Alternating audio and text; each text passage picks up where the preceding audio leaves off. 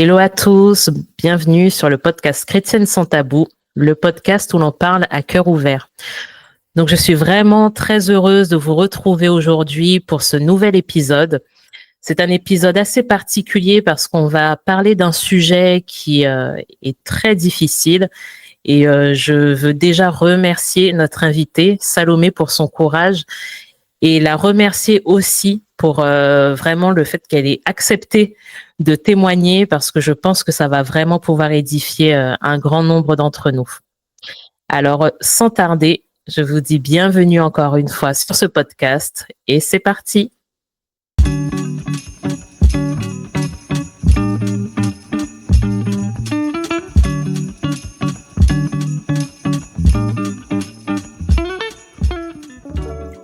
Bonjour Salomé, comment vas-tu? Bonjour Amandine, je vais bien, je suis très contente d'être avec toi. Ça va pas bien. Je suis également très contente d'être avec toi aujourd'hui Salomé. C'est vraiment, en tout cas pour moi, un honneur de pouvoir écouter ton témoignage. Je voudrais quand même avant tout préciser un peu le sujet que l'on va traiter aujourd'hui. Donc, l'on va parler du deuil périnatal. Donc, c'est un sujet qui reste encore tabou dans notre société, encore plus à l'Église, puisque en tant que chrétiens, on est vraiment nous les champions de la vie. Enfin, c'est vraiment ce que l'on défend. Et c'est vrai qu'à aucun moment, lorsque l'on apprend qu'une sœur est enceinte ou qu'il y a un enfant qui est né, on imagine que l'on peut être confronté à la mort. Donc c'est vrai qu'aujourd'hui, c'est vraiment un sujet que nous, on souhaite mettre en avant dans ce podcast parce que l'idée, c'est quand même vraiment que d'autres sœurs puissent savoir qu'elles ne sont pas seules à traverser ça et que le Seigneur est aussi présent dans ces moments difficiles. Du coup, Salomé, je vais te laisser commencer et nous parler de toi, nous expliquer un petit peu comment tout a commencé. Ouais, déjà pour commencer, j'ai juste envie de rebondir sur ce que tu viens de dire, le fait que c'est vraiment moi quelque chose que j'ai découvert, que le deuil périnatal c'était hyper fréquent avant d'y être confrontée moi-même. Et voilà, d'où l'importance que j'accorde aujourd'hui à en parler et de pas le cacher parce que on a besoin de savoir en fait quand on tombe dessus, quand ça nous arrive qu'on n'est pas les seuls et que voilà, c'est tout. Et du coup pour revenir sur comment tout ça a commencé, c'est encore quelque chose, je pense, qui est tabou, le fait de désirer un bébé et que ça vienne pas, et la douleur qui est liée à ça. C'est dans ce contexte-là, en tout cas, que je suis tombée enceinte. Et ouais, pour moi, c'était un vrai cadeau. On a été suivis en PMA pour pouvoir avoir un bébé. Et quand c'est arrivé, j'ai vraiment vu que c'était, par plusieurs détails, j'ai ressenti que c'était le timing de Dieu. C'était pas juste parce qu'on avait fait les piqûres d'hormones et que ça avait juste marché, mais j'ai le syndrome des ovaires polykystiques, du coup j'ai pas de règles qui viennent naturelles, et là ça faisait 1 an et demi que j'avais pas eu naturellement, et en fait c'est venu naturellement 1 semaine après que j'ai senti que Dieu me dise de me reposer, de tout arrêter. Et ça, c'est vraiment quelque chose que je garde en moi, ce détail qui en est pas un, pour me dire que cette grossesse, c'est Dieu qui l'a voulu et que c'était pas parce que c'était pas le bon moment ou quoi que ce soit. En effet, et c'est vrai que là, quand tu nous parles de comment la naissance, en tout cas, comment l'enfant est arrivé, c'est vrai que même avant, j'ai envie de revenir, par exemple, sur votre suivi en PMA. C'est aussi des choses dont on ne parle pas. Ce que j'aimerais savoir, c'est déjà, même dans ce parcours-là, comment ça s'est passé avec ton mari, puisque il me semble que vous êtes de jeunes mariés. Comment aussi on fait face à ça et comment on avance en se disant on a ce projet d'enfant, c'est plus compliqué que ce qu'on aurait cru. Voilà, comment on ne lâche pas, comment on s'encourage et on avance ensemble. Eh ben, ouais, on était vraiment ensemble, exactement comme tu dis, dans la démarche. Bon, ça faisait déjà quelques années, là, cet été, ça fera 6 ans qu'on est mariés, et je pense que voilà, on a eu le temps aussi de vivre d'autres choses au niveau du couple, pour apprendre à vivre ensemble et à marcher, même quand c'est dur. Et ouais, ça a fait partie de l'histoire. Et ouais, je pense peut-être un premier échelon sur le fait de voir qu'il y a de la difficulté, de prier ensemble pour ça, et de partager déjà à ce stade-là, parce que pendant longtemps, on l'a vécu que tous les deux, on priait que tous les deux, et ça a mis longtemps avant qu'on commence à en parler autour de nous, à notre famille, à quelques proches, quelques amis de l'église. Et en fait, à un moment d'ailleurs, c'est comme si j'avais l'impression qu'il fallait qu'on le dise. Il fallait qu'on dise, on prie pour ça en fait, et priez pour nous, priez avec nous. Et en fait, c'est peu de temps après qu'on en parle beaucoup plus largement que je suis tombée enceinte. Okay. Donc c'est d'ailleurs enfin, je pense que chacun a son parcours par rapport à ça, le fait de partager ou pas. On est assez différents avec mon mari là-dessus, où moi j'ai tendance à tout vous dire, ça me dérange pas du tout, et lui au contraire il a besoin d'avoir vraiment sa zone d'intimité, et du coup on apprend aussi à marcher au même rythme, où quand moi j'ai envie de partager des choses, je vais d'abord prendre le temps de lui demander qu'est-ce qu'il en pense, et lui pareil, il va apprendre aussi à me faire confiance sur le fait de partager. Donc c'est on y va un peu petit à petit, et je pense qu'on s'équilibre aussi là-dessus. Ok, donc quand même une étape qui a permis aussi au couple de se renforcer. Et ce que tu dis là, je me dis que c'est quand même important quand même de faire un petit clin d'œil là aux personnes qui à l'église souvent voient des jeunes mariés, ils ne voient pas d'enfants qui arrivent la première, la deuxième, la troisième année, et souvent qui vont voir l'épouse et pas forcément l'époux pour dire alors ça va et alors le bébé c'est pour quand? Attention. Moi, je tiens vraiment à dire attention, parce qu'on ne sait pas ce qui se passe dans un couple, on ne sait pas quels sont les combats qu'il y a dans un couple. Donc, des fois, juste poser cette question, alors c'est quand le bébé? Ça peut être, en fait, ça peut vraiment blesser. On ne sait pas. Est-ce que la sœur en est peut-être à sa 3e fausse couche? Je pose cette question. Enfin, voilà. Moi, je tiens quand même à dire, oui, dans l'église, on est une communauté, on est bienveillant, et c'est normal de s'intéresser à la vie des uns et des autres. Mais sur ces questions-là, il faut quand même être assez vigilant. Clairement. Ok. Ouais. Très bien, tu me dis donc que ça vous a aidé aussi donc à avancer. J'ai aussi envie de mettre en avant le fait que tu as dit que à partir du moment où vous avez partagé, puisque attention aussi sur les questions qui sont posées pour ne pas être indiscret, mais à partir du moment où vous avez partagé, je pense que vous avez aussi pu vous sentir porté par la communauté et soutenu dans cette étape. Donc ça, c'est quand même, c'est le sens vraiment aussi de l'église. Vraiment. Et d'ailleurs, j'ai envie de rajouter quelque chose par rapport à ça.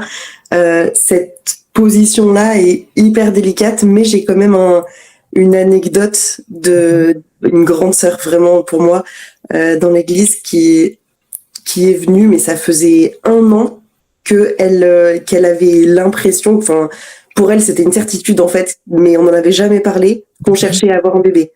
Et en fait, c'est à partir du moment où on a commencé à essayer qu'elle a eu cette certitude. Elle nous en a jamais parlé pendant 1 an. Et un jour, elle est venue vers nous. On était à côté, elle nous a pris tous les deux par les épaules comme ça. Et elle nous a dit ce qui était sur son cœur. Elle nous a dit, voilà, je ressens qu'il y a ça, je prie pour vous. Non, c'est pour bientôt. Je sens que Dieu, il veut vous encourager. Et enfin, etc. Bref, elle a déversé tout son cœur. Et elle est partie. Elle a rien demandé. Elle nous a laissés comme ça tous les deux. Et en fait, j'ai énormément apprécié cette attitude, parce que juste à ce moment-là, on n'en était pas encore au stade où on voulait en parler, et elle nous a rien demandé. Mais en même temps, elle nous a encouragés d'une manière hyper forte, quoi. Voilà. Ouais, c'est vrai que après là, elle a été aussi conduite par le Saint-Esprit pour savoir C'est je pense par rapport à et ce elle a qu'elle a tenu sa reçu. langue, pendant 1 an, elle a tenu sa langue quand En même. plus. Donc c'est tout à son honneur à cette sœur-là, mais c'est vrai que je pense que c'est important, surtout quand on vit en communauté, oui, d'être là au bon moment, d'être bienveillant, mais aussi d'être patient et d'y aller vraiment avec beaucoup de subtilité pour aborder quand même ces sujets-là. Donc j'ai compris que la sœur là n'a pas été subtile en vous attrapant, etc. Mais voilà, aussi c'est peut-être quelqu'un qui vous connaissait bien, parce que des fois il y a même des personnes qui connaissent pas forcément, où il n'y a pas plus de relations que le fait d'être dans la même église et de venir poser ces questions. Des fois ça peut être un petit peu intrusif. Mais ok, très bien. Et donc pour la suite alors, donc je suis tombée enceinte. Voilà, c'est ça, je suis tombée enceinte. Gloire à Dieu, vraiment, on était super reconnaissants. Et je vais aller directement Non, je fais une petite parenthèse quand même. À peu près au 4e mois de grossesse, on a fait une petite fête avec notre famille, une Reveal Gender. Ouais. Et ça, c'était un événement qui était marquant pour moi, d'autant plus après avoir perdu ma fille, parce que ça a été un souvenir de quelque chose que j'ai vécu avec elle, où on a des magnifiques photos, où c'était vraiment un moment de joie et de fête. On ne savait pas encore qu'elle avait des malformations. Et je l'ai reçu comme un cadeau, déjà à ce moment-là, parce qu'on avait zéro énergie avec mon mari pour organiser ça. On était en plein déménagement. Il y avait tout qui nous disait tant pis, laissez tomber, n'organisez pas ça. Et en même temps, tout est venu un peu sur un plateau de manière organisationnelle. Donc on a vu Dieu nous faire ce cadeau alors qu'on comprenait pas pourquoi à ce moment-là. Mais c'est quelque chose que je suis contente de partager aussi, parce que je me dis que pendant la grossesse, on peut juste laisser les mois passer et subir, entre guillemets, la grossesse avec la fatigue, tout ça, alors qu'on peut aussi se créer des beaux souvenirs, des moments qu'on passe déjà avec le bébé pendant la grossesse, quoi. Bien sûr. Et c'est vrai que quand on est enceinte, c'est vrai qu'on dit qu'on devient mère au moment où l'enfant naît, mais finalement, à partir du moment où on a conscience qu'en nous, il y a un petit être qui est en train de grandir, quand tu disais, ce moment, je l'ai vécu avec ma fille, en fait, tu te sens déjà mère, en fait, même si tu ne sais pas du tout à quoi ressemble l'enfant, peu importe, mais dès que tu as conscience que cet enfant grandit en toi, ne serait-ce que tout ce à quoi tu dois faire attention, ne pas manger ci, ne pas manger ça, faire attention, tu es déjà en fait dans une conscience de mère en fait qui prend soin de son enfant. Donc c'est important aussi de le dire, même au travers de cet événement, parce que oui, là vous avez commencé à avoir les premiers souvenirs avec votre enfant. Vraiment. Ouais. Et ça me fait penser d'ailleurs, quand tu dis qu'on devient maman quand le bébé juste arrive dans le ventre, quoi. Ça me fait même penser à un peuple en Namibie de mémoire. Eux, ils considèrent que le bébé commence à exister quand ses parents le désirent. Et je trouve ça magnifique. Enfin, il y a toute une tradition, j'ai juste vu ça sur internet, où la maman va s'asseoir sous un arbre et elle reçoit une chanson, c'est la chanson du bébé qui va le suivre dans les étapes importantes de sa vie. Et ouais, juste ça m'a aussi beaucoup aidé dans le fait que le bébé existe vraiment au début des instants de sa grossesse, et à chacun de savoir quand c'est. Mais c'est vrai que pour les mamans, il y a vraiment quelque chose de très particulier sur la manière dont on peut déjà projeter sur l'enfant qui, des fois, n'est même pas encore là, ou alors on n'a même pas conscience que l'enfant est là. Et je trouve ça très beau. Carrément. Et d'ailleurs, en parlant d'un exemple biblique, je partage ça parce que c'est des réflexions aussi que j'ai eues après son décès et qui m'ont aidé dans la reconnaissance de sa vie. Donc c'est pas dans l'ordre chronologique de à quel moment sont venues les réflexions, mais mais ouais, j'ai lu, je me suis rendu compte que quand Marie, la mère de Jésus, est tombée enceinte, donc elle est allée voir sa cousine Élisabeth. Et si on recale les dates, en fait, Marie, elle venait tout juste de tomber enceinte. Et pourtant, Jean-Baptiste, dans le ventre, il a tressailli. Et Élisabeth, elle a dit, mais elle a dit, tu portes dans ton sein ça. Donc Jésus, à quelques jours d'existence dans le ventre, il existait déjà. Et ça, j'ai entendu plusieurs personnes autour de moi douter, ou même ma sage-femme qui me disait que des personnes autour d'elle doutaient du fait que leur bébé était un vrai bébé, une vraie personne, et que c'était pas juste quelques bouts de cellules qui sont partis. Mais quand je vois ça, je me dis en fait non, et c'est pas le critère de est-ce que le bébé a respiré, est-ce que c'est pas le critère que est-ce que le cœur battait, est-ce que c'est le critère de la loi des 22 semaines? Est-ce que non? C'est le bébé, il existe dès ses premiers instants dans le ventre, selon moi. Tout à fait. Non, mais je suis tout à fait d'accord avec toi. Ok. Alors, reprenons le fil. Donc, cette fête familiale, qui va être votre premier souvenir en famille avec le bébé. Qu'est-ce qu'il se passe ensuite? Ensuite, on déménage, on descend dans le sud, on quitte Lyon, et le week-end même où on fait ce déménagement, on a l'échographie du deuxième trimestre, donc du 5e mois, et là, la gynécologue nous dit que y a peut-être un retard de croissance, qu'il faut pas s'inquiéter, mais que faut vérifier ça dans 2 semaines, vérifier si tout va bien. Donc c'est comme ça qu'on apprend 2 semaines après, et lors d'un rendez-vous quelques jours après, dans un hôpital de plus haut degré, quoi, 3e catégorie, que notre bébé a des malformations au niveau des reins principalement. Les reins sont pas différenciés. Elle a aussi le crâne qui est pas bien formé derrière. Et ouais, c'est ça principalement. Et en fait, il y a peu de liquide amniotique, et bref, il y a tout ça qui rentre en compte pour en arriver à ce que nous dit la gynécologue, que c'est incurable. C'est ce mot-là qui m'est apparu un peu de manière forte à ce moment-là. Ouais, c'était dur à partir de ce moment-là. Ça, c'était en septembre, mi-septembre, d'apprendre que mon bébé ne pourrait pas vivre, quoi, après sa naissance. Parce qu'en plus, là, quand tu dis donc ce mot-là, incurable, ça veut pas forcément dire que le bébé ne peut pas vivre. Ou est-ce qu'on vous a vraiment dit clairement votre enfant ne pourra pas vivre? Parce que incurable, ça peut être un enfant qui naît avec un handicap. C'est vrai. Alors non, ils nous ont dit qu'elle ne pourrait pas vivre en dehors du ventre. D'accord. Ça s'est fait en plusieurs étapes.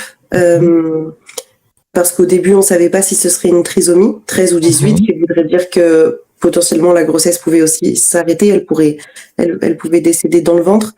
Donc on a fait les tests, on a fait une amniosynthèse qui montrait que c'était pas une trisomie. Mais du coup, à partir du moment où on avait les résultats, on savait qu'il y aurait pas de souci pendant la grossesse, que je pouvais accoucher par voie basse sans souci. Mais que sans ses reins, en fait, une fois qu'elle serait plus dans mon corps, elle pourrait pas vivre. Donc ils étaient incapables de dire à quel point les reins fonctionnaient un tout petit peu ou pas du tout. Du coup, ils nous avaient dit qu'elle pourrait vivre entre quelques heures et quelques semaines. Donc ça, c'était un peu dur de se projeter à ce niveau-là. Mais voilà. Et quand on t'annonce ça, parce que c'est vrai que là, si on revient un tout petit peu en arrière, une échographie, quand on y va, on a hâte de voir, entendre le cœur, etc. Déjà, au moment de l'échographie, est-ce que il y a eu des inquiétudes du médecin, ou c'est vraiment à ce moment où tu es reçu par ta gynécologue qui te dit, voilà, quel serait a priori le diagnostic. Comment ça s'est passé? Comment tu as reçu ces moments en fait? J'étais sous le choc. C'est venu progressivement. L'échographie du 2e trimestre à Lyon, elle a duré 1h30 et elle nous a fait revenir le lendemain. Ça a encore duré 1h30. Mais en fait, elle était hyper rassurante. Elle était vraiment adorable d'ailleurs et je suis trop reconnaissante pour tous les soignants qui nous ont accompagnés sur le chemin. Mais en fait, elle nous disait que peut-être que c'était parce qu'elle n'avait pas la machine dont elle avait l'habitude. Elle m'a fait venir dans un autre hôpital. C'était une remplaçante. Elle se remettait d'abord elle en question, peut-être que le bébé il bougeait trop, elle n'arrivait pas à faire ses mesures. Et bon, quand même, il y a eu 3 heures d'échographie en tout, mais elle était pas du tout inquiétante. Donc à ce moment-là, on s'est juste dit bon bah ok, peut-être qu'elle a un petit retard de croissance, mais c'est comme moi, je suis un peu petite, c'est pas bien grave quoi. Elle va grandir. Et par contre, la 2e écho, donc 2 semaines après, qu'on a fait à côté de chez nous, là, on a senti que elle se voulait rassurante. Elle nous a confirmé le retard de croissance et elle nous a dit il faut absolument que ce soit vu par le diagnostic prénatal à l'hôpital Nord.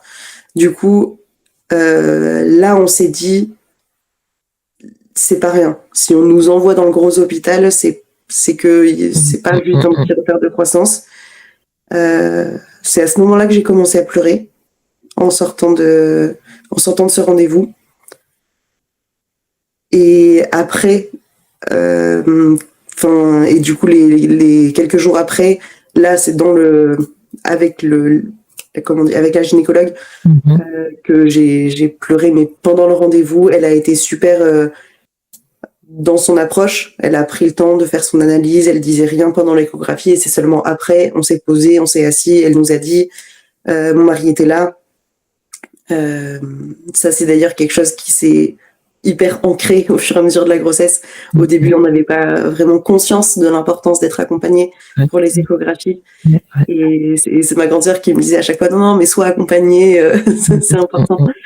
Du coup, on le faisait parce qu'on nous avait dit que c'était important, mais à partir de là, ça a été un truc indiscutable. Il a été là à chaque échographie parce qu'on en avait après toutes les 2 semaines environ. C'est énorme. Mois et jusqu'à l'accouchement, ouais, c'était suivi de près, quoi.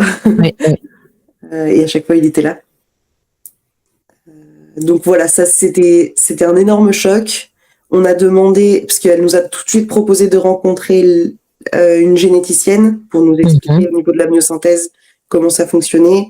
On nous a proposé aussi d'enchaîner avec la myosynthèse, justement, donc le moment où on fait une piqûre dans le ventre pour chercher du liquide amniotique, pour voir si c'est une trisomie ou pas. Et on a quand même demandé à avoir un temps juste pour réaliser ce qui se passait. On est sorti quelques heures juste devant l'hôpital. On a pleuré toutes les larmes de notre corps.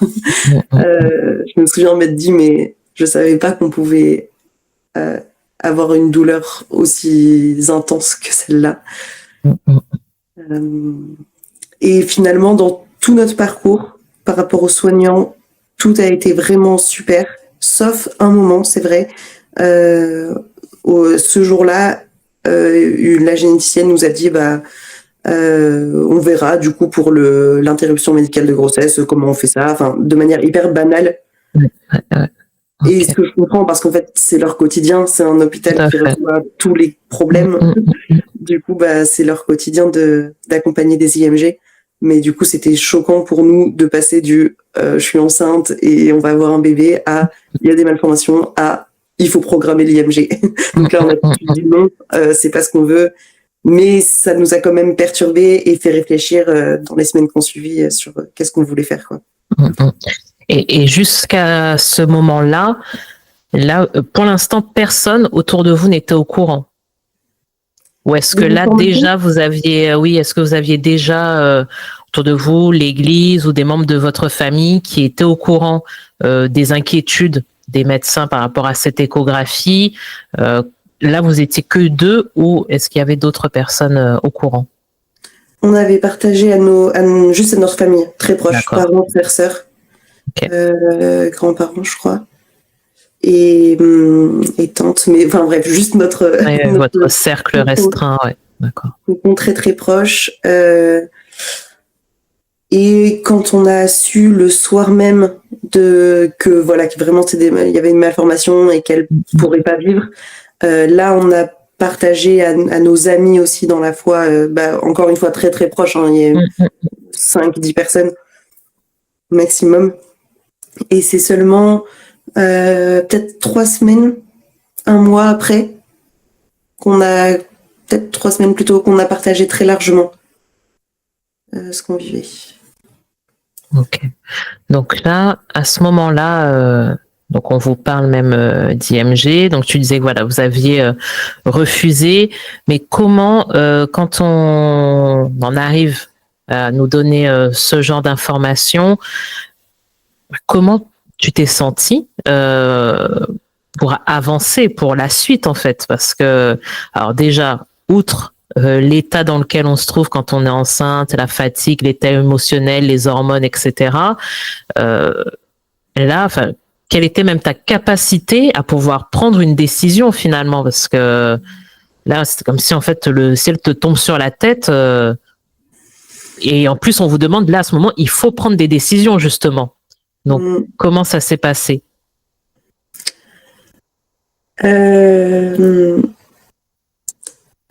Ça c'est ça de manière générale sur la deuxième moitié de la grossesse, on a pu prendre le temps, je trouve, quand même. Même si c'est vrai que d'un côté tout allait vite et il y avait beaucoup de rendez-vous, etc. D'un autre côté, je trouve que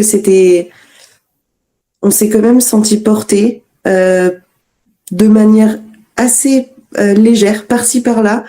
Par exemple, on m'a raconté quelqu'un qui a appris que son bébé avait des malformations pareil que nous pendant sa grossesse. Et elle a choisi de ne rien dire à personne, de vivre sa grossesse pleinement, dans la réjouissance, dans la joie avec tout le monde. Et son bébé est décédé à la naissance. Je sais plus quels autres exemples on a eu, mais on n'en a pas eu trop, et j'ai pas non plus voulu trop regarder qu'est-ce qui existait.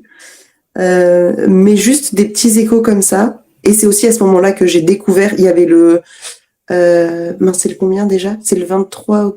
Ah mince, j'ai plus la date. Mais il y avait eu la journée du deuil périnatal. Je crois que c'est le 10. C'est le 10? Ouais, je crois que c'est le 10. Le 10 octobre, du coup, peut-être. Ouais, octobre, ouais. Ouais. Du coup, ce jour-là, on était à l'hôpital. C'était le deuxième, je crois, rendez-vous, ou troisième. Donc, on était encore en train d'apprendre un peu tout ce qui se passait. Et ça m'a énormément aidé de juste découvrir comme ça sur Instagram tout plein de témoignages de personnes à qui c'était arrivé. Donc, en même temps, on était un peu perdus. Et en même temps, ah oui, il y a une amie aussi. Donc, après qu'on l'ait partagé très largement, une amie avec qui j'avais pas été en contact depuis des années, qui est pédiatre et qui nous a proposé de faire un petit visio, et qui est chrétienne aussi. Et une des choses qu'elle nous a dit que j'ai beaucoup aimé, c'est que personne ne pouvait comprendre la situation dans laquelle on était et personne n'avait le droit de juger les choix qu'on ferait, et que on pouvait très bien faire le choix de poursuivre la grossesse, mais on pouvait aussi choisir d'interrompre la grossesse, et que certes, dans le milieu chrétien, on va peut-être plus facilement juger des personnes qui choisissent d'interrompre la grossesse, mais en fait, personne ne peut savoir ce qu'on vit. Et ça, j'ai bien aimé comme approche, le fait que... effectivement, personne ne sait ce que vous vivez et comment vous le vivez. En tout cas, là, par rapport au podcast, c'est vraiment ça l'idée, c'est de se dire, on voit une manière de traverser ça, mais en fait, finalement, il y en a 10 000 autres. Là, c'est la manière de Salomé. Voilà, peut-être que Marie à côté ne vivra pas du tout les choses de la même manière, même si l'issue est la même. Et je trouve intéressant, en tout cas, l'approche aussi de ton ami pédiatre, c'est-à-dire de ne pas être dans le jugement. Parce que c'est vrai que quand peu importe les situations, mais même avec bienveillance, on a souvent dit, bah, tu sais, tu devrais peut-être faire plus comme ci ou comme ça. Ah, mais oui, ça c'est peut-être mieux. Mais finalement, qui sommes-nous, quoi, pour pouvoir vous dire, il faut faire comme ci ou comme ça. Donc, je pense que en tout cas, son approche a été bienveillante. Et du coup, c'est vrai que des approches comme celle-ci permettent justement de faciliter la réflexion et de se dire, bon, bah, par rapport à là où nous en sommes, par rapport à ce que nous vivons, voici notre décision, quoi. Et personne n'a rien à y redire, finalement. Et ça, je pense, c'est une grâce énorme qu'on a reçue. C'est que à aucun moment je me suis sentie jugée dans ce qu'on traversait et la manière dont on le vivait aussi. Au contraire, ce choix de poursuivre la grossesse qui était assez évident pour nous parce que pour moi c'était impossible pour moi de choisir quand ce serait son moment de décéder, mais voilà, elle partirait quand ce serait son moment. Je pouvais pas faire ce choix moi de mettre la main sur elle quelque part. Et ce choix, oui, il a été hyper encouragé et reçu, mais j'ai jamais ressenti de il faut faire comme ça ou tu devrais, comme tu viens de dire. Mais par contre, des exemples de tiens, j'ai écouté telle vidéo, peut-être ça peut t'aider, peut-être pourquoi pas. Et ça c'est aussi quelque chose que j'ai continué à aimer après son décès, dans la partie du deuil. Et je lisais dans un livre, accompagner un endeuillé, c'est jamais marcher devant elle ou devant lui, mais c'est marcher à côté, voire un peu derrière, et le laisser faire son chemin. Et par contre, d'avoir des propositions. Voilà, si tu veux, on peut s'appeler, mais si tu te sens pas, aucun souci. Et ça, j'ai trop aimé, et c'est vraiment quelque chose que j'ai envie de laisser à ceux qui accompagnent des endeuillés. Très bien. En tout cas, ça sont de bons conseils parce qu'effectivement, donc là tu parles du cas des endeuillés, mais même quand on travaille dans l'accompagnement ou la relation d'aide, peu importe, l'idée c'est toujours soit d'être à côté ou effectivement un peu derrière pour assurer d'ailleurs les arrières si nécessaire, mais jamais en fait de tirer la personne ou même de dire mais je comprends pas pourquoi tu avances pas ou même pas que moi finalement. Ou même pas que tu devrais avancer. Le fait de laisser aussi la personne le temps de comprendre ce qui lui arrive, le temps de digérer tout ça et de voir ce qu'elle en fait, je pense que pour le coup, c'est vraiment de la bienveillance. Et peut-être un autre truc qui m'a beaucoup aidée sur cette période-là, cette deuxième moitié de grossesse, ça a été justement l'art. Et encore une fois, je vois la main de Dieu là-dedans, dans juste son amour et sa grâce, parce que avec le déménagement, j'ai quitté mon travail que j'avais sur Lyon et je me suis lancée à temps plein sur mon auto-entreprise d'illustration. Et ça, mais je me suis dit après coup, en fait, je m'étais juste dit, de toute façon, j'ai zéro énergie, y a le bébé qui va arriver, je vais pas rechercher du travail maintenant, donc j'ai mon auto-entreprise à côté, autant je fais ça en attendant. Et en fait, pendant toute cette phase-là où je pleurais beaucoup, j'avais toute cette autre chose qui était dans ma vie et qui me réjouissait et qui me donnait un autre endroit où mettre mon énergie en fait, et en même temps quelque chose qui me remplissait parce que du coup c'était beaucoup des versets que je lisais qui m'encourageaient, donc je les illustrais. Et puis le fait de partager aussi sur Instagram comment est-ce que je me sentais, comment est-ce que je vivais cette grossesse-là, sur laquelle j'avais aucune idée de ce qui allait se passer, parce que je sais que Dieu peut guérir, Dieu peut faire des miracles, et en même temps j'avais conscience que ça pouvait aussi très bien se passer d'une manière où elle était décédée, quoi. Donc l'art ça m'a beaucoup aidé, ouais. Parce que c'est vrai qu'on n'en a pas encore parlé, mais tu es une artiste parce que, alors moi, ce que je connais, peut-être que je ne sais pas tout, mais je sais que tu dessines et que tu danses. Ouais. Je ne sais pas si tu as d'autres compétences là dans ton panel d'artistes, mais en fait, c'est vraiment toi, en fait. C'est comme ça que tu l'as transmis, c'est comme ça que en fait, c'est ce qui est ressorti aussi par rapport à cette grossesse, parce que j'ai vu toutes tes illustrations. D'ailleurs, je vous invite à aller voir la page Instagram de Salomé Images d'Argile. Vous verrez vraiment comment on voit dans ces dessins comment, bah oui, il y a des moments de souffrance qui transparaissent, des moments de solitude qui transparaissent, et aussi beaucoup de moments d'espoir où on voit que, voilà, là, t'es bien fortifié et que de ces moments de solitude, de souffrance, ces moments douloureux, on voit finalement ce qu'il en ressort, et c'est du beau, c'est très joli. Donc je vous invite à aller regarder, c'est pas mal du tout.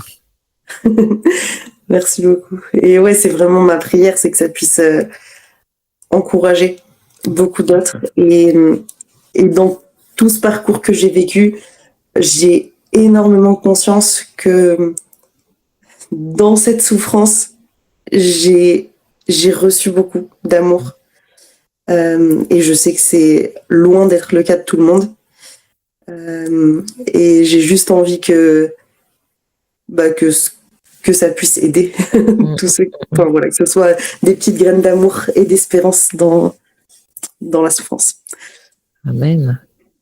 Alors, si on continue là sur le déroulé de ton histoire, donc là, on en était donc à cette parole de cette généticienne, hein, si je me trompe pas, qui disait voilà, on parlera effectivement de l'IMG un peu plus tard. Vous vous positionnez en disant non. Et comment se passe la suite de la grossesse? Assez rapidement, du coup, on fait les allers-retours toutes les 2 semaines, donc à 1 heure de chez nous pour aller à l'hôpital. On est super bien suivis. On rencontre où on échange avec différentes personnes, dont 2 couples, et c'était super. On a échangé avec eux à 1 semaine d'intervalle. C'était en décembre, ça, donc c'était j'avais déjà commencé le congé maternité.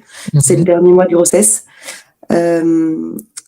Et en fait, c'est donc l'un des 2 couples, c'est le pasteur et sa femme d'une église qui est pas loin de chez nous, et en fait qui ont vécu ça il y a 10 ans. C'était leur première fille qui a eu des malformations pendant la grossesse. Ils ont choisi de poursuivre la grossesse et leur fille est décédée quelques mois après sa naissance.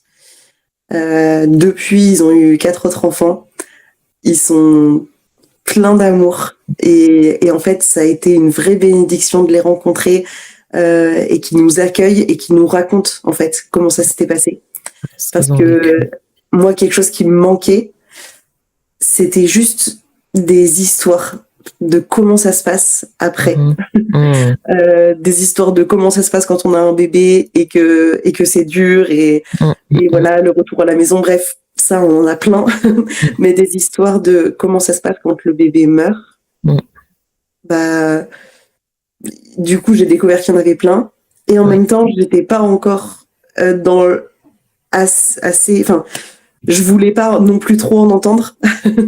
Et du coup, leur partage, leur témoignage, qui était certes un témoignage où leur bébé est mort, mais aussi un témoignage plein d'espérance, parce qu'ils ont vécu ça dans la foi, ils ont vécu ça avec Dieu qui les a soutenus. C'était exactement l'exemple dont on avait besoin, quoi, pour se dire que c'était possible. Et d'ailleurs, ils nous ont accompagnés aussi le jour des obsèques. C'est lui qui a été présent pendant la mise en bière et pendant l'enterrement. Et il n'y avait pas que lui, il y avait aussi d'autres églises représentées. Enfin voilà, ça a été très beau. Mais du coup, il y a eu ce couple-là qui nous ont raconté leur témoignage. Et on a un autre couple qui nous ont raconté que leur petite fille, pareil, grosse malformation dans le ventre. Pendant 3 mois, je crois, peut-être un peu plus, tous les rendez-vous, elle en a eu plusieurs, on lui disait, mais il faut que vous avortiez, en fait, parce que c'était au tout début de la grossesse que ça s'est manifesté. Et elle, pareil, elle se disait, non, je peux pas faire ça. Donc elle priait avec son église. Et en fait, du jour au lendemain, l'échographie suivante, on leur dit, en fait, il n'y a plus rien. Tout va bien. La petite, elle a 12 ans maintenant, je crois. Mm, mm, mm. Et ça, c'était aussi hyper boostant dans la foi. Et je Ouais, pense que si j'imagine. on n'avait pas ces témoignages-là, et pareil qu'on a écouté sur Internet, de miracles, Mm, simplement, mm, mm. je sais pas dans quel état d'esprit on aurait vécu la grossesse. Parce que là, on avait au moins cette espérance-là Mais que oui, Dieu pouvait faire ce miracle.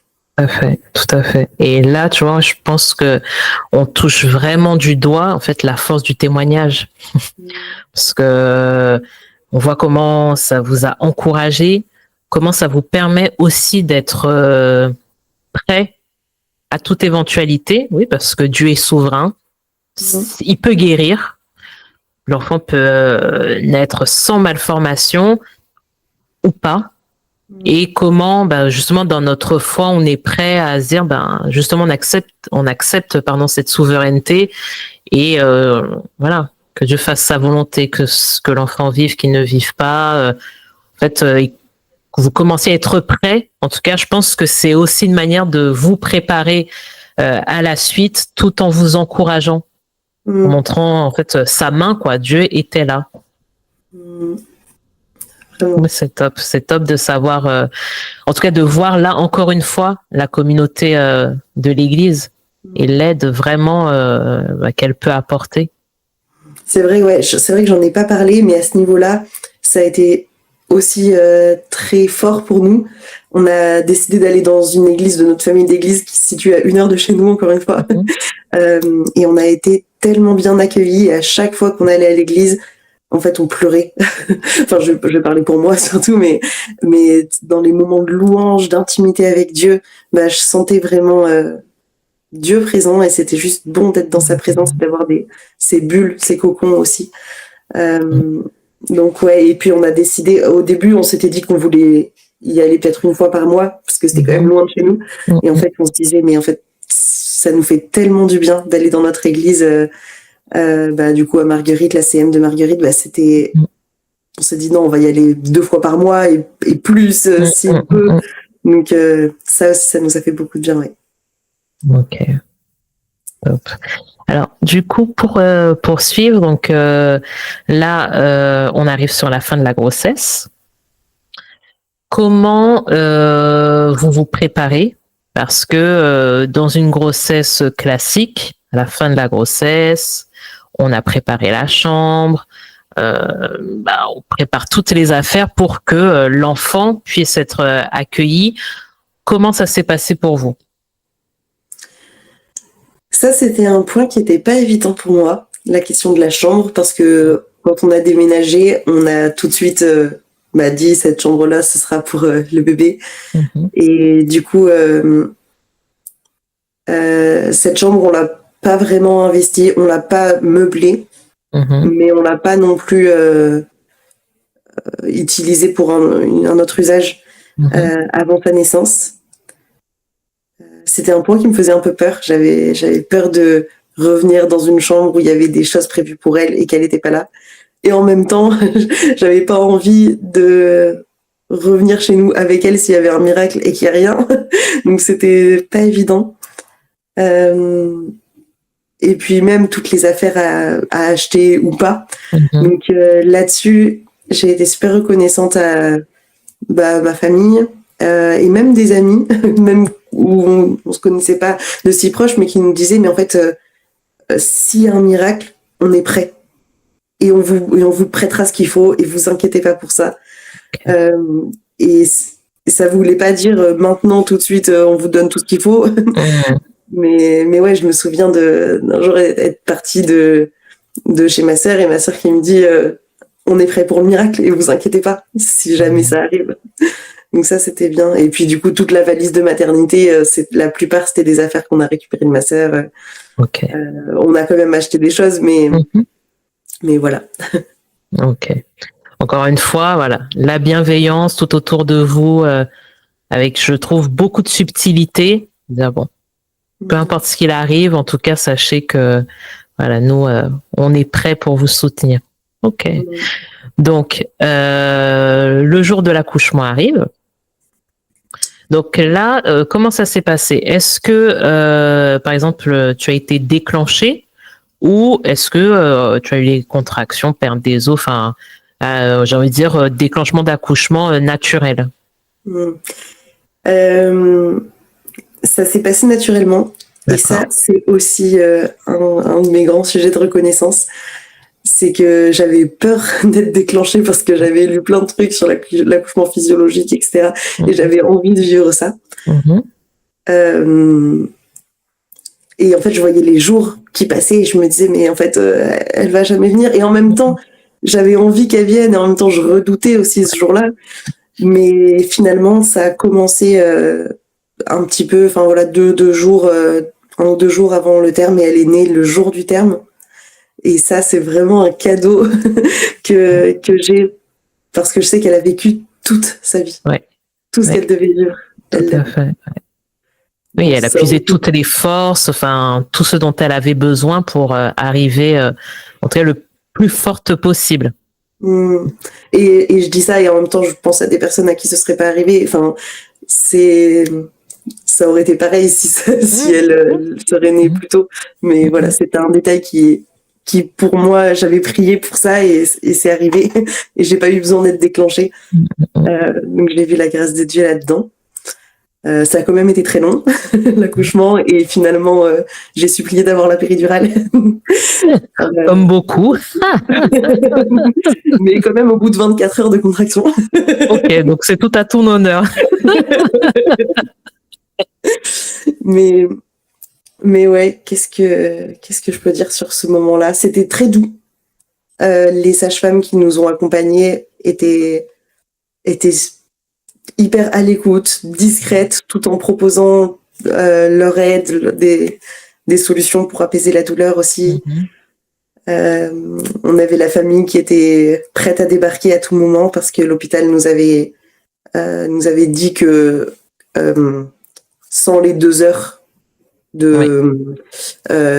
suite à l'accouchement dans la salle de naissance, après ça, que la famille pourrait venir tout de suite. Enfin, ils étaient vraiment intégrés dans le process. Et ouais, je pense que au moment où elle est née, c'est vraiment l'amour qui a régné. C'était en même temps, on savait pas ce qui se passait exactement parce que on n'est pas du tout du médical, on sait pas comment ça se passe normalement entre guillemets. Elle a pas crié quand elle est née, mais nous on savait pas, enfin on comprenait pas trop. Juste ils l'ont directement posée sur nous en peau à peau, sur moi. Après, mon mari l'a pris aussi un petit peu, et juste on était bien avec elle. La pédiatre, elle avait son petit stéthoscope pour nous dire, elle nous a dit que son cœur battait doucement, mais il battait, et c'est là qu'elle nous a dit qu'elle allait s'éteindre peu à peu, et c'est arrivé assez vite finalement, en moins d'1 heure. Mais c'était tout un moment qu'on a vécu pleinement avec elle. On a chanté quelques chants de louange avec les quelques fois qu'on avait. On lui parlait, on lui disait qu'on l'aimait. On était juste tous les 3 ensemble. Et c'était un magnifique moment, vraiment. Ouais, en tout cas, quand tu le racontes, on sent que c'est un beau moment, et en fait, du coup, le peu de temps qu'elle a vécu, en fait, elle a vécu une vie d'amour. Il y avait que de l'amour, en fait, autour de cette petite. Je vois que ça te touche. Même quand tu l'as raconté, je me suis dit, bon, Amandine, sérieux, retiens les larmes. Pourtant, c'est pas la première fois que tu me racontes ton témoignage, hein, mais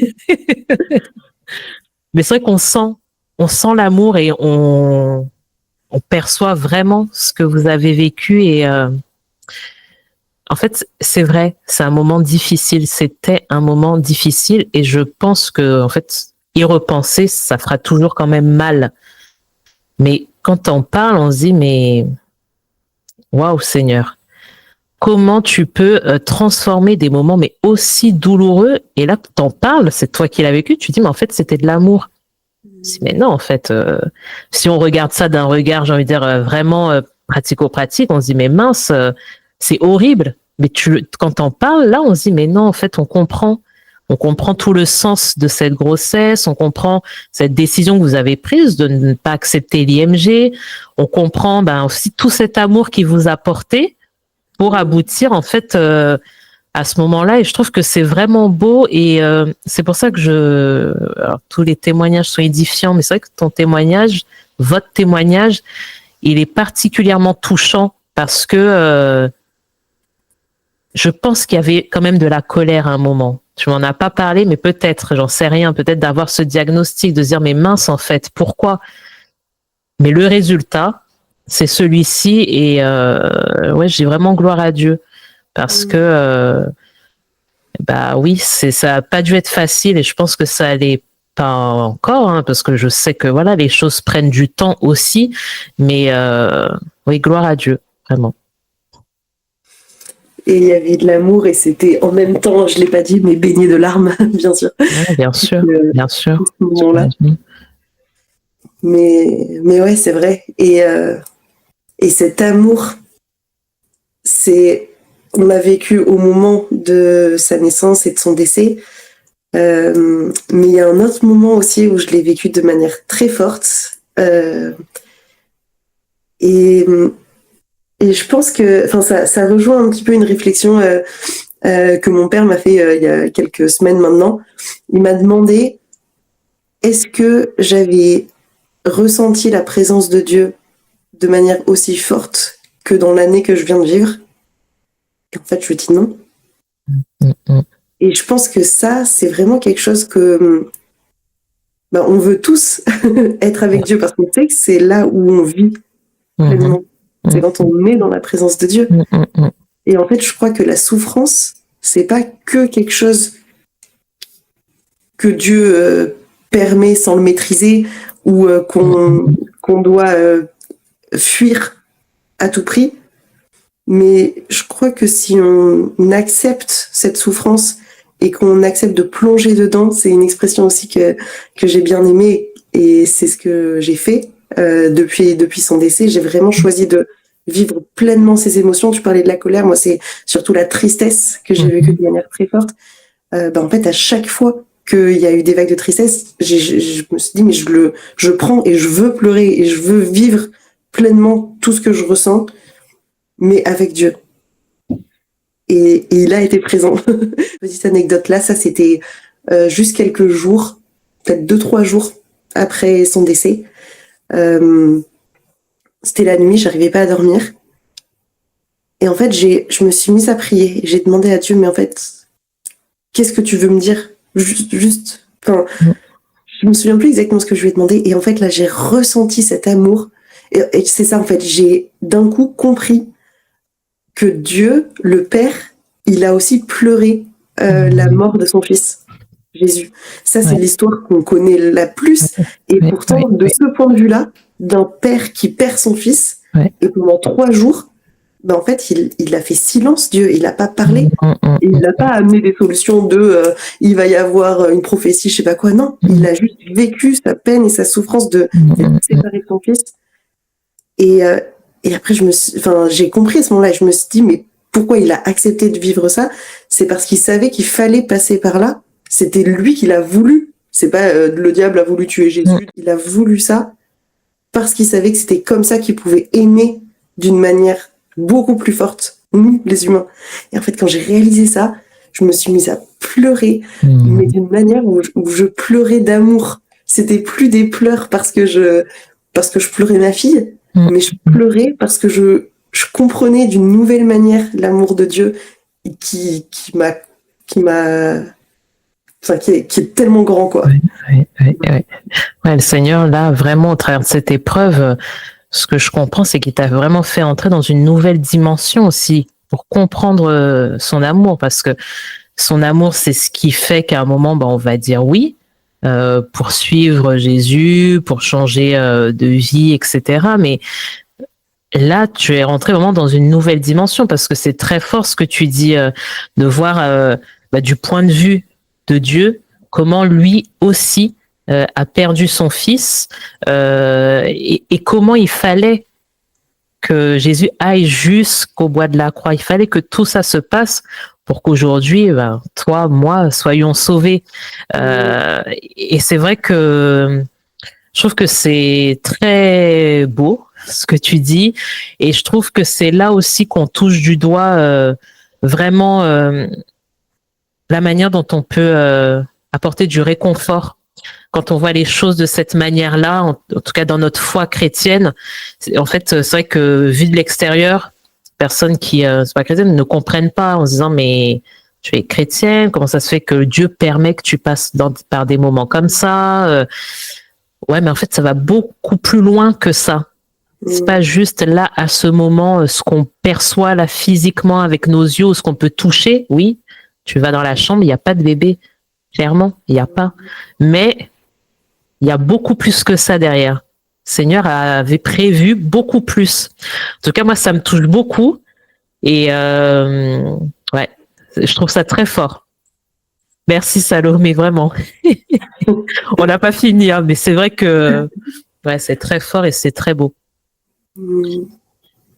Du coup, déjà, est-ce que tu veux nous dire le prénom de ta fille? Ouais, bien sûr. Ouais, c'est vrai que je l'ai même pas dit. Oui. Et pourtant, c'est un prénom qui a énormément de sens pour nous. Oui. Elle s'appelle Elikia. Et ce prénom, il signifie espérance en lingala, donc langue du Congo d'où vient mon mari. Et ce prénom, on l'a choisi en août. On l'avait un peu depuis le début dans notre tête, mais on l'a vraiment choisi en août, avant d'apprendre les malformations. Et du coup, ça nous a énormément porté pendant toute la grossesse et jusqu'à aujourd'hui, parce que enfin, j'aime bien dire, elle a matérialisé vraiment notre espérance. Il y a ce verset que j'avais écrit, j'ai fait une illustration d'éléphant où il y a nous trois, quoi, avec le bébé aussi, et Likia aussi. Et dessus, j'ai écrit « Maintenant, Seigneur, que puis-je espérer en toi et mon espérance ?» Et j'ai rajouté, lors du discours que j'ai fait pendant les obsèques, la cérémonie d'obsèques, j'ai rajouté « En toi et notre Elikia ». Parce que je sais qu'elle est en Jésus, je sais qu'elle est en Dieu. Amen, amen. Et que je vais la retrouver et que toutes les personnes qu'on a perdues, qui sont décédées, on va les retrouver en Jésus, quoi. Waouh, waouh. En tout cas, je pense que même ce prénom, il vous est pas venu pour rien. Pour le coup, là, tout est logique. Presque là, on comprend vraiment tout le cheminement. Lorsque vous avez tenu votre enfant dans vos bras, lorsque vous l'avez vu partir, comment ça s'est passé justement par la suite? Tu nous as parlé là plusieurs fois des obsèques. Voilà. Comment tout ça s'est organisé? Quelle force on peut trouver pour organiser des obsèques?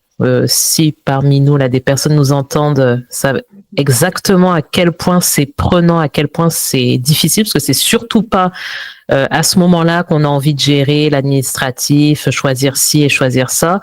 Comment ça s'est passé pour vous? Là encore, on a été portés. Beaucoup par notre famille, plusieurs personnes ont pris en charge soit les côtés administratifs, recherche des pompes funèbres, prise de la concession au cimetière auprès de la mairie, les liens avec la CAF pour déclarer tout ce qu'il y a à déclarer, Amélie pour recevoir l'argent du congé mat où il y avait des galères depuis 2 mois. J'avais pas encore reçu l'argent. Tout ça, on a pu vraiment déléguer complètement. Ok, super. Ce qui était agréable, je trouve, c'est que c'était les personnes de notre famille qui nous disaient, qui nous proposaient, si tu veux, si vous voulez, on pourrait faire ça. Okay.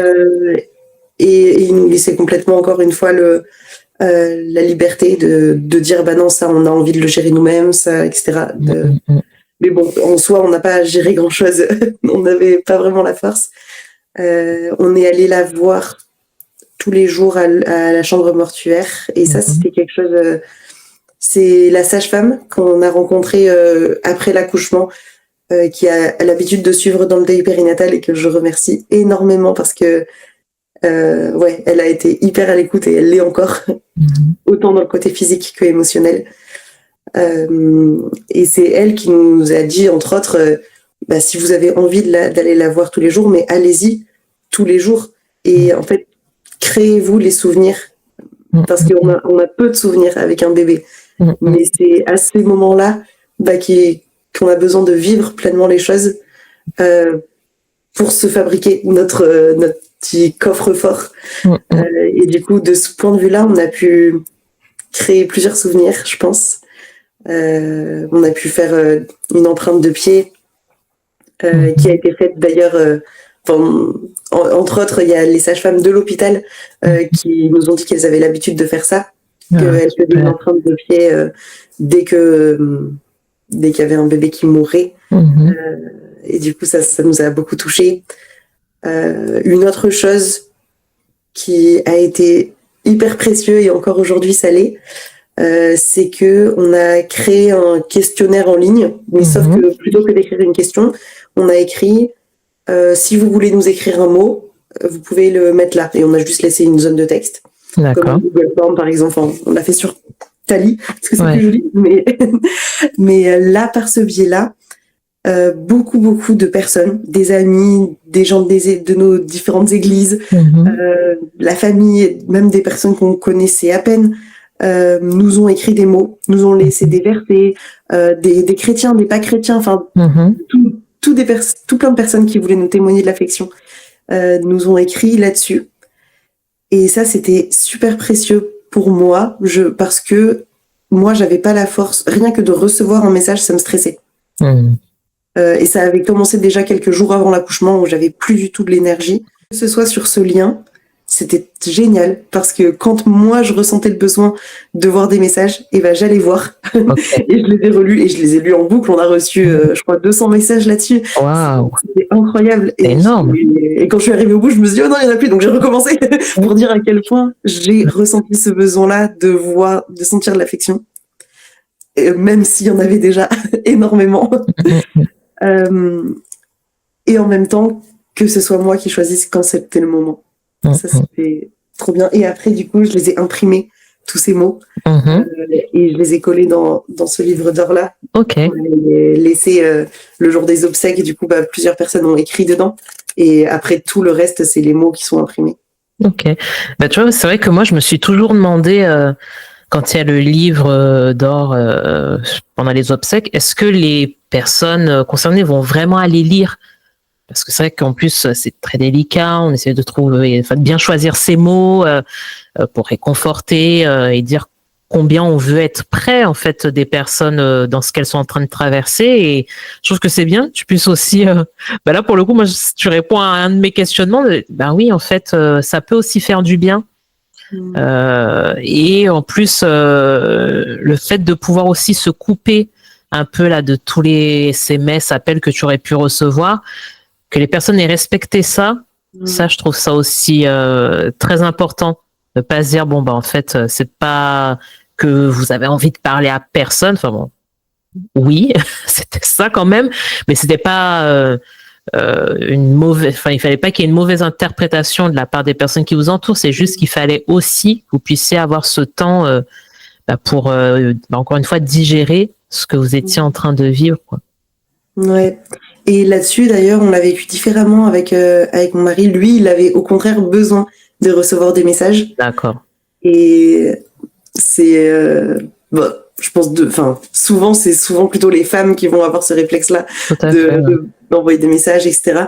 Et du coup, là, on a vraiment précisé. On a dit, si vous voulez écrire un message, vous pouvez soit le faire sur le questionnaire, soit envoyer un message à Brian. D'accord.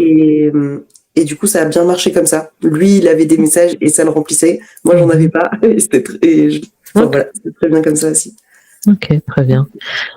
Donc, du coup, on arrive au jour de l'enterrement. Ouais. Comment ça se passe? Donc, ça a eu lieu 2 semaines après son décès.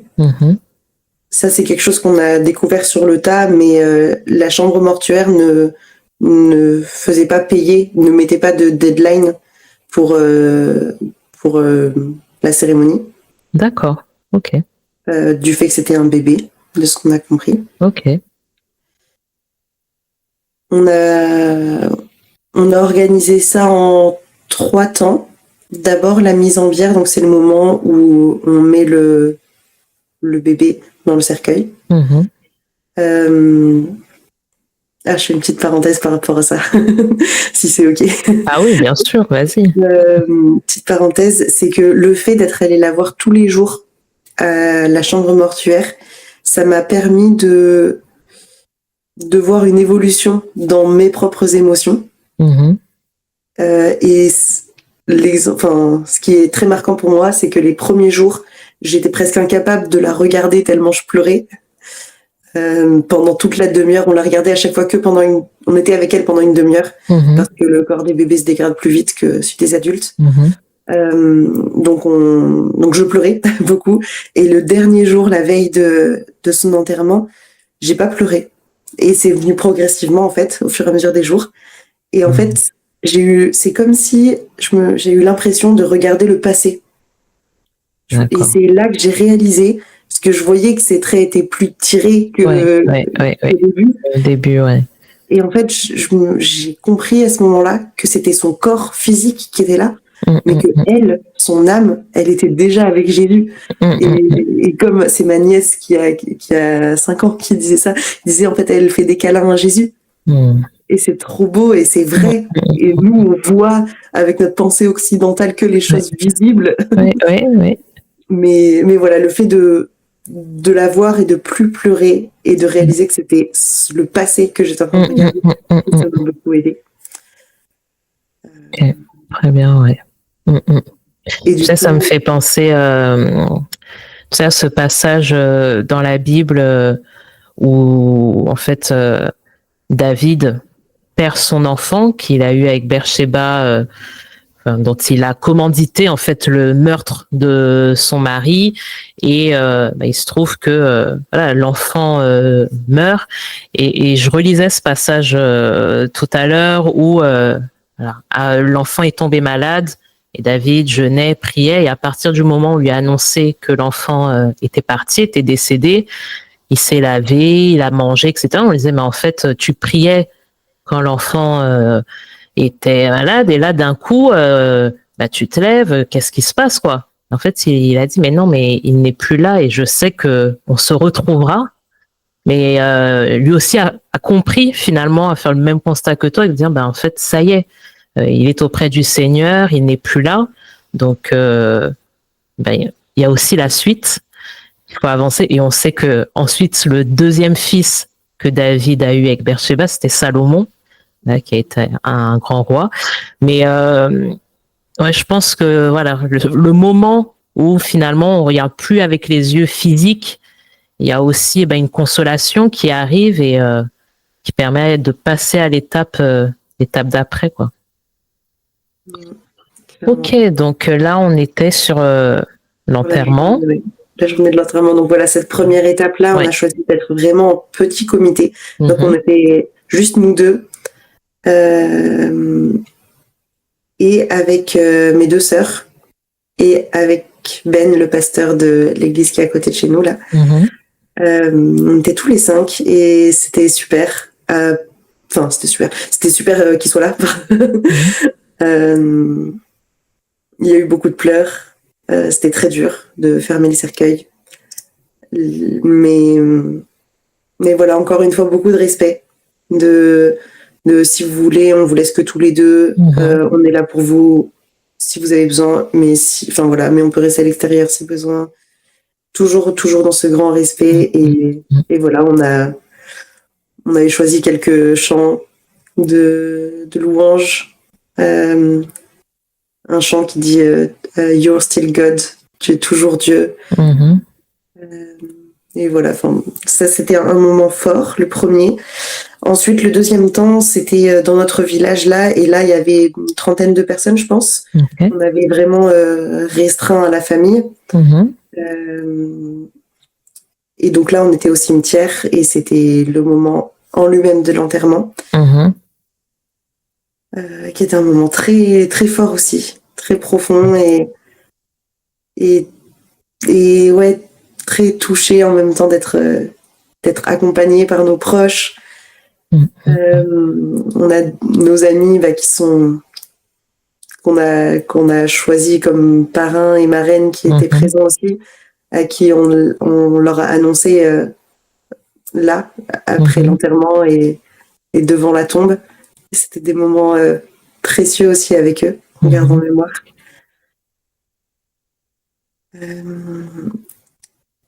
Après ça, on s'est retrouvés donc avec la trentaine de personnes là chez nous. On a mangé tous ensemble. Encore une fois, c'est notre famille qui a géré tout le côté logistique, nourriture, tout ça. Ma belle-mère, elle est incroyable. Enfin, tout des deux côtés de la famille, tout le monde était présent à sa manière sur différents aspects.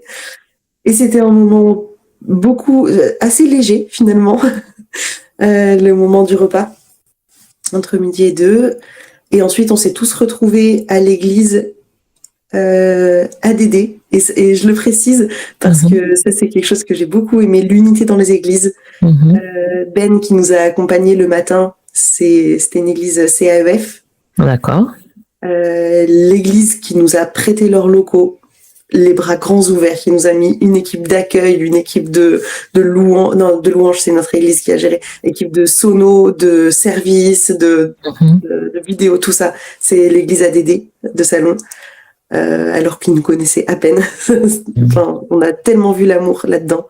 Et du coup, notre église, de la famille d'église New Grand, Nouvelle Frontière, qui a prêché et mené la louange. Et tout le monde, d'une manière pleine d'amour et fluide. En fait, cette cérémonie-là, c'était fort. Il y a eu plusieurs interventions. Il y a eu des chants. Ma mère qui a écrit un chant, par exemple. Il y a une amie qu'on avait rencontrée quelques mois auparavant qui a dansé sur une chanson sur laquelle moi-même j'avais dansé et que j'avais partagé sur Instagram quand on avait appris les malformations. Et elle a dansé alors que moi, j'étais incapable physiquement, même à peine de marcher. Elle a dansé et il y a eu quelques discours. Ça débordait d'amour. Et à la fin, ils sont tous venus autour de nous. C'est Ben qui a initié ce moment-là et il a prié. Et en fait, juste physiquement, le fait de voir les 150 personnes, ça aussi, c'était incroyable. On ne s'attendait pas dans cette nouvelle région qu'il y ait autant de personnes qui soient venues et qui, par le fait de prendre le temps de venir, ont honoré pleinement la vie d'Elikia. Tout ce monde s'est levé pour nous entourer et pour prier pour nous et pour nous câliner. Après, il y avait un temps on a appelé ça le verre de l'espérance. Pour être ensemble. Les gens ont fait de la route, certains, pour venir de Belgique, d'Irlande, c'était un moment où on a pu vivre vraiment ensemble et être énormément entourés, et on a fait d'énormes réserves d'amour aussi à ce moment-là. Wow. En tout cas, c'est super de voir aussi comment vraiment votre entourage s'est mobilisé. On comprend aussi tout le sens, aussi dans les périodes de deuil, de pouvoir être là, d'accompagner, de ne pas laisser tout seul. Parce que d'ailleurs, à l'issue de la cérémonie, comment se sont passés les jours, les semaines, les mois qui ont suivi? Est-ce que toute votre communauté était aussi présente, bienveillante, ou est-ce que, par la force des choses, à un moment, le train-train quotidien reprend sa place, et est-ce que il y a eu des moments peut-être de solitude ou pas? Tout de suite après tous ces événements, il y a eu encore la famille qui est restée juste 2-3 jours. Et après ça, j'ai ressenti vraiment moi le besoin d'être seule. D'écrire dans mon carnet. En fait, tout s'est enchaîné pendant 2 semaines et j'avais même pas eu le temps de juste d'écrire ce que je ressentais, ce que je vivais, ce que je pensais, etc. Du coup, ça me faisait du bien d'être seule. Et j'ai apprécié l'attention de plusieurs personnes qui me disaient, qui m'ont dit justement, je reviens vers toi maintenant parce que je sais qu'il y a beaucoup de monde qui sont là au moment où ça arrive, Ouais. et après, on oublie et on veut vite passer à autre chose, et etc. Ok. Mais plusieurs personnes m'ont dit, si tu veux, on peut se voir, si tu veux parler, on est là. Ok. Ouais, quelqu'un qui m'a dit, voilà, on en parle maintenant, mais même si c'est dans des années, on sera toujours là pour si tu as envie d'en parler. Ok. Donc ça, c'est quelque chose que j'ai beaucoup apprécié, d'avoir la liberté et que j'ai prise pleinement. À certains moments, en fait, c'est même moi qui ai amené le sujet dans juste discussion. Il y a eu des moments aussi où j'ai pensé à elle alors qu'on vivait autre chose et c'était pas du tout une situation appropriée. Et c'est vrai que c'est arrivé que j'en ai pas parlé et que je l'ai gardé pour moi parce que j'avais pas envie qu'il y ait un moment de recueillement à ce moment-là. Mais la plupart du temps, j'ai choisi de laisser mes émotions venir et parce que je savais aussi que l'entourage que j'avais était prêt à les recevoir, quel que soit le moment. Et encore une fois, c'est une grâce.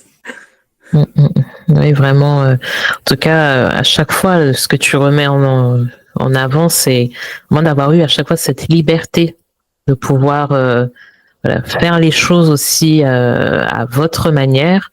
Donc ça, je pense que ça va être une des choses qu'on va bien retenir de ton témoignage, c'est voilà, d'être à l'écoute en fait des personnes qui sont en train de vivre ça, mais à l'écoute, ça veut aussi dire en fait juste se taire, écouter, rien faire, juste écouter. Là, c'est pas le moment.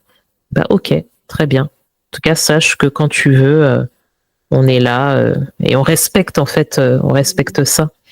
Ok. Alors du coup, maintenant, je pense qu'on arrive là tout doucement sur la fin de ton témoignage. Comment ça va aujourd'hui? Franchement, je vais bien. Ouais. Ouais, je vais bien et je suis de nouveau pleine de joie. Okay. La fin de mon congé mat, ça a été une date marquante pour moi. C'était il y a 3 semaines là. D'accord, tout récent, ouais. Et j'ai vraiment vu un changement dans mon énergie. Et ça d'ailleurs, c'était quelque chose que je me disais à moi-même, et du coup sans aucune pression, mais qui m'a quand même aidé à avancer, où je me disais à chaque fois, ok, là il y a les 1 mois, qu'est-ce que j'ai envie de faire pour marquer ces 1 mois? Et là, au 1 mois, je suis revenue sur Instagram, j'avais complètement coupé. Et là, je suis revenue et j'ai commencé à parler de ce que j'ai vécu sur Insta. Et là, il y avait la date du congé mat. Qu'est-ce que j'ai envie de faire? C'est une date symbolique en soi. Mais finalement, je me suis dit, ok, là, c'est le moment où je me remets vraiment à travailler. Donc, je me suis mise à fond dans mon travail. Et entre autres, avec un projet dont je peux parler maintenant parce que ouais, je suis trop reconnaissante et je sais pas où est-ce que Dieu veut mener ça. Mais en fait, assez vite, après le décès d'Elika et après la cérémonie, j'ai commencé à écrire. J'ai écrit une nouvelle pour ancrer tout ce que j'avais vécu. Et en fait, là, c'est il y a 2 semaines. Moi, j'y connais rien dans le monde de l'édition. Hein. Moi, je dessine, mais j'y connais rien là-dedans. Il y a 2 semaines, j'ai rencontré une éditrice. Et la semaine dernière, j'ai signé un contrat d'édition. Waouh! Et ça, c'est énorme. Waouh, je réalise même pas. Mais en fait, c'est quelque chose où je sens que c'est un nouveau bébé qui est là. Et je sais que je veux écrire pas que pour raconter mon histoire et l'histoire d'Elika, mais que ce roman graphique, parce qu'il y aura mes dessins avec, soit quelque chose de doux et une source d'espérance en fait pour toutes les personnes qui passeront ou qui sont passées par là, et quel que soit le stade de la grossesse auquel ça s'est arrêté. Enfin voilà, c'est quelque chose, un projet qui c'est un super beau projet. Nous, en tout cas, on va rester très connectés pour suivre ça de près. Non, c'est top parce que, comme tu le dis, en fait, c'est comme si, oui, on voit, voilà, germer. Il y a des choses qui sortent de terre, et c'est encore de l'espérance en fait, de se dire que tu vas pouvoir via cette nouvelle qui est qui a été écrite, qui est née dans des conditions très compliquées, va être une source d'encouragement et laisser une trace, en fait, simplement, hein, parce que écrire, c'est laisser une trace. Donc, je trouve ça hyper enthousiasmant et hâte de voir le résultat, en tout cas. Ouais. Et j'ai envie de rajouter un autre chose sur comment je me sens, parce que je pense que ça peut aussi aider d'autres qui seraient dans cette situation. On a ouvert une cagnotte juste après le décès d'Elika, parce qu'il y avait plusieurs personnes autour de nous qui voulaient nous témoigner de leur affection aussi de cette manière-là et qui savaient pas. En fait, tu sais pas, est-ce que t'offres un doudou alors que tu sais très bien que le bébé sera plus là? Est-ce que t'offres un... Tu sais pas quoi faire. Et du coup, on a ouvert une cagnotte avec l'idée de faire un voyage pour se ressourcer. Et on part la semaine prochaine en Côte d'Ivoire. Ok. Alors là, avec le temps là qu'on a aujourd'hui, alors je sais pas si c'est pareil dans ton coin, mais nous sur Lyon, c'est de la pluie, de la grisaille, donc c'est parfait. Il n'est pas très beau non plus dans le sud. Ok. Ça tombe très bien. Ouais. Okay. Et du coup, on fait ce temps pour se recentrer aussi et marquer encore une fois une pierre, une étape dans le deuil. Et voilà, si ça peut aider aussi à avoir cette idée de temps de ressources, d'offrir un temps de ressourcement. Ça peut faire du bien. Ok. En tout cas, un grand merci vraiment Salomé, parce que ton témoignage, votre témoignage est vraiment très fort.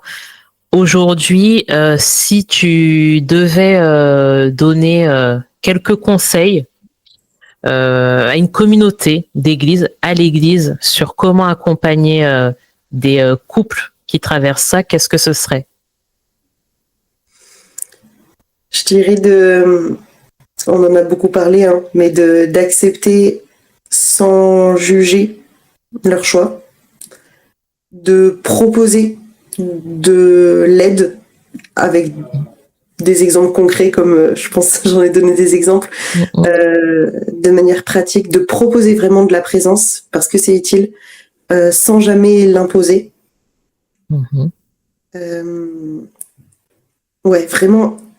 Vraiment laisser le temps aux gens qui vivent cette souffrance-là envoyer des perches, voilà, je pense à ça. Envoyer des perches on peut faire ça, ça. Mais c'est ok si tu me réponds pas, et c'est ok si t'as pas besoin de ça, et c'est ok si, enfin voilà, de laisser la liberté et d'accueillir aussi les émotions, accueillir la souffrance, de laisser le temps aux personnes dont elles ont besoin. Ça peut être 2 mois, 6 mois, 1 an, 3 ans, je sais pas. Mais de laisser ce temps-là pour accueillir les pleurs sans vouloir juste les rassurer en disant non mais c'est bon, ton bébé maintenant il est bien, il est au ciel. On n'a pas besoin d'être rassuré, on a juste besoin de gens qui nous disent t'as le droit de souffrir. Et en fait, c'est aussi respecter la temporalité des personnes dans ce qu'elles vivent. Puisque de toute façon, dans le deuil, il y a des larmes. Enfin, même si on souhaite que les personnes remontent vite à la pente, mais il faut passer par ce temps-là, en fait, pour pouvoir ensuite passer à l'étape d'après. Donc, de toute façon, c'est ce qui vraiment transparaît le plus dans ton témoignage. C'est-à-dire que toutes les personnes autour, elles vous ont laissé prendre le temps, elles vous ont laissé la liberté de faire vos choix.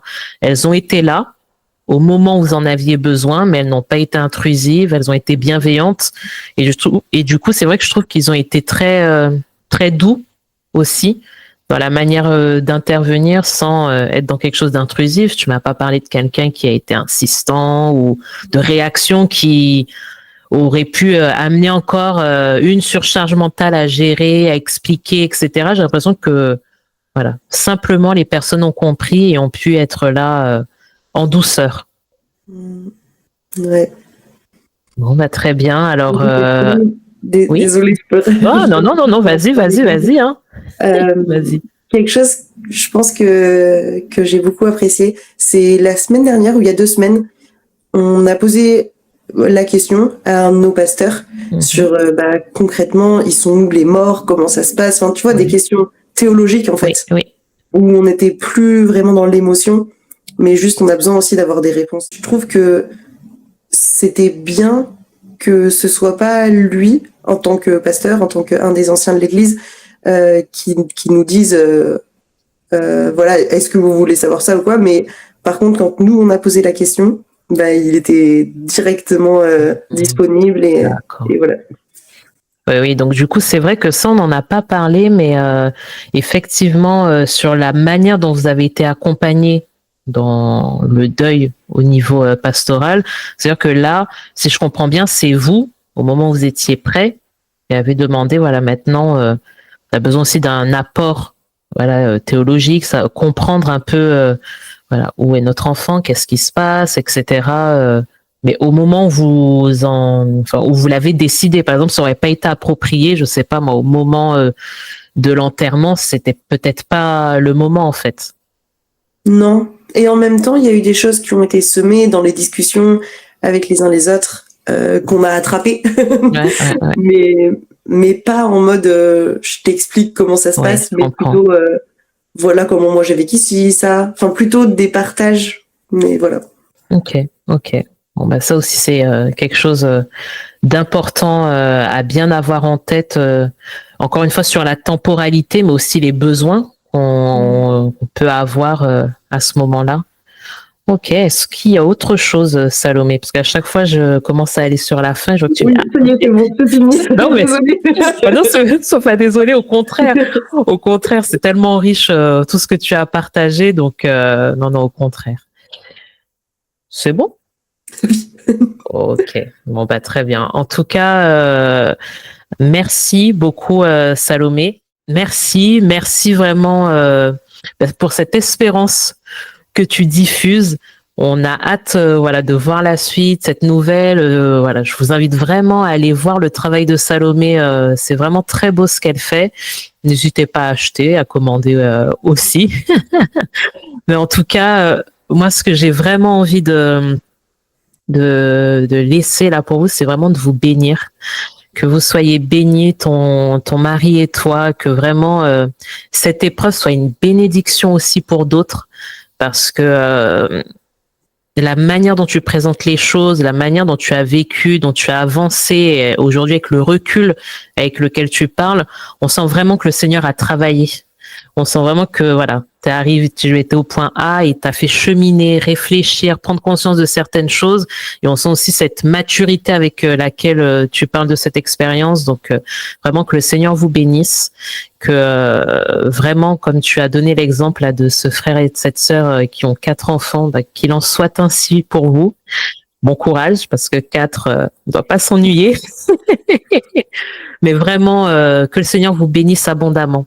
Et c'est vrai que, alors dans l'Église, on a souvent l'habitude aussi de dire que nos enfants ne sont pas que nos enfants physiques. Il y a aussi les enfants spirituels, ceux que on amène, à qui on témoigne pour qu'ils puissent s'approcher de Christ, mais qu'il en soit aussi ainsi pour vous. Et je pense vraiment qu'avec ce travail que tu fais via ton entreprise, je pense que il y a beaucoup d'enfants spirituels qui vont arriver. J'aimerais finir avec un verset qui se trouve dans Psaume 34. « L'Éternel est près de ceux qui ont le cœur brisé et il sauve ceux qui ont l'esprit dans l'abattement. Le malheur atteint souvent le juste, mais l'Éternel l'en délivre toujours. » C'est une certitude, toujours. C'est pas il l'en délivre parfois, il l'en délivre de temps en temps. C'est toujours. Et via ton témoignage... en fait, c'est vrai. On voit combien le Seigneur est près de ceux qui ont le cœur brisé et comment c'est lui qui répare. C'est lui vraiment le grand médecin qui vient apposer ce baume sur nos blessures. Et vraiment un grand merci, Salomé, pour ce témoignage et ce moment partagé. Nous arrivons maintenant sur la fin du podcast.